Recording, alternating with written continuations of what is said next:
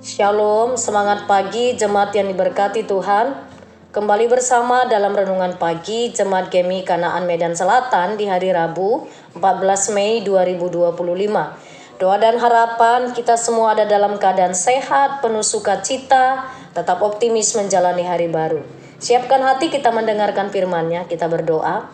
Terpujilah Engkau Allah yang telah memberkati malam istirahat kami. Kembali kami bersama dengan Engkau di hari yang baru ini akan mendengarkan kebenaran firman-Mu. Berbicaralah Engkau Tuhan, kami siap mendengarkan firman-Mu. Dalam nama Yesus kami berdoa. Amin. Firman Tuhan untuk kita renungkan bersama dari kitab Yeremia pasalnya yang ke-50 ayat 17 sampai ayat yang ke-20.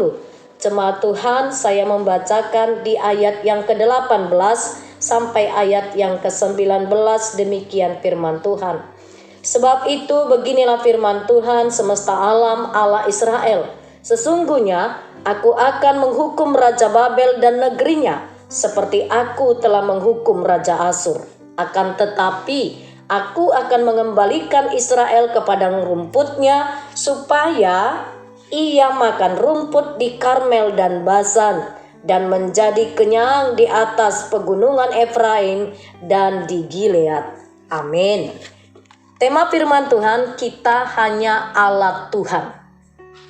Jemaat Tuhan, kita paham bahwa sesungguhnya Allah memakai bangsa Babel untuk memproses, untuk menghukum umat pilihan Allah. Umat pilihan Allah. Babel hanya alat Allah untuk memproses umat pilihan Allah. Namun kemenangan, keberhasilan Babel pada saat itu ketika umat dari Yerusalem, para pemimpin, para penguasa, orang-orang berpengaruh dibuang ke Babel, dan pada saat itu Babel merasa dirinya berhasil untuk mengalahkan Yehuda. Babel menjadi lupa bahwa sesungguhnya keberhasilan Babel adalah atas seizin Tuhan. Mereka lupa bahwa mereka hanya alat Tuhan.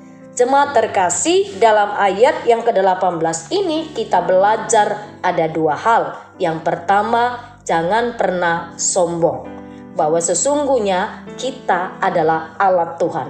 Yang pertama, jangan sombong. Yang kedua, kita hanya alat Tuhan. Kesombongan Babel membuat Allah menjadi murka dan menghukum mereka seperti Allah menghukum Asur. Karena kesombongan mereka menganggap keberhasilan mereka karena kekuatan mereka. Bagi kita juga dalam kehidupan kita sehari-hari sebagai orang percaya di masa kini, jemaat Tuhan, jangan pernah kita sombong. Sebab apapun yang kita peroleh, keberhasilan, keberhargaan, kesuksesan yang kita punya, ingat itu seizin Tuhan. Kita pakailah untuk memuliakan Tuhan. Jangan menjauhkan kita dari Tuhan.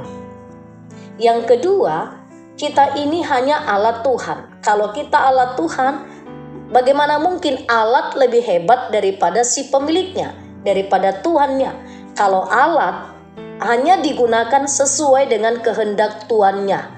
Alat tidak bisa memakai dirinya sendiri tanpa seizin tuannya. Begitu juga dengan kita. Karena kita adalah alat Tuhan, mari kita melakukan apa yang diperintahkan Tuhan sebagai anak-anak, sebagai orang-orang yang percaya, menghadirkan kerajaan Allah di bumi ini, menghadirkan keadilan, menyatakan kasih, hidup dalam damai sejahtera. Itulah fungsi sebagai alat Tuhan, sebagai anak-anak Tuhan. Pelajaran yang kedua pada bahagian ini kita melihat bahwa Allah begitu mengasihi umatnya terlihat ketika mereka, ayat yang ke-19, akan tetapi aku akan mengembalikan Israel ke padang rumputnya, supaya ia makan rumput di Karmel dan Basan, menjadi kenyang di atas pegunungan Efraim dan di Gilead. Bahwa Allah memulihkan umat Israel, orang Yehuda, sebagai penggenapan apa yang sudah dijanjikannya. Benar, Allah hanya memproses mereka. Selanjutnya Allah memulihkan mereka untuk kembali setia kepada Allah.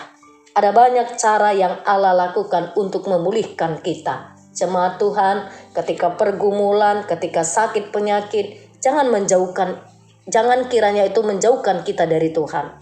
Tetapi biarlah kita semua yang kita alami, proses yang dipakai oleh Allah untuk membuat kita semakin dekat kepada Tuhan. Menutup renungan pada pagi hari ini, saya teringat akan seorang petinju legendaris Mike Tyson. Kita tahu bahwa Mike Tyson petinju yang hebat. Bahkan dia pada masa kejayaannya, dia mampu terus mengalahkan orang-orang yang di atas kelasnya. Tetapi siapa sangka, akhirnya Mike Tyson akhirnya gagal juga. Jemaat yang diberkati Tuhan, bahkan dia sampai lupa Tuhan sesungguhnya, Tuhan Yesus sesungguhnya sedang memakai dia bersama dengannya. Tetapi akhirnya dia meninggalkan. Saya mau katakan kepada kita, jangan pernah sombong. Segala sesuatu apa yang kita peroleh, sesungguhnya karena belas kasih Tuhan. Jangan ada yang sombong, jangan ada yang lupa bahwa kita ini hanya alat. Alat hanya dipakai tuannya sesuai dengan kehendaknya saja. Tetaplah mawas diri, jangan sombong. Amin. Kita berdoa.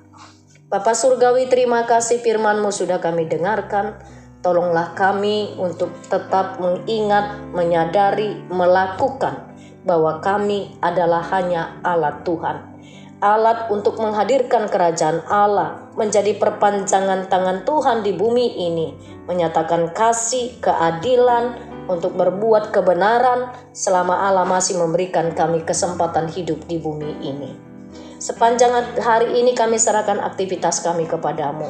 Apapun usaha dan pekerjaan jemaat-Mu, mereka yang pagi-pagi benar telah bekerja di pasar pagi, pegawai swasta, pegawai negeri, pebisnis, apapun usahanya, hamba mau serahkan kepadamu Tuhan.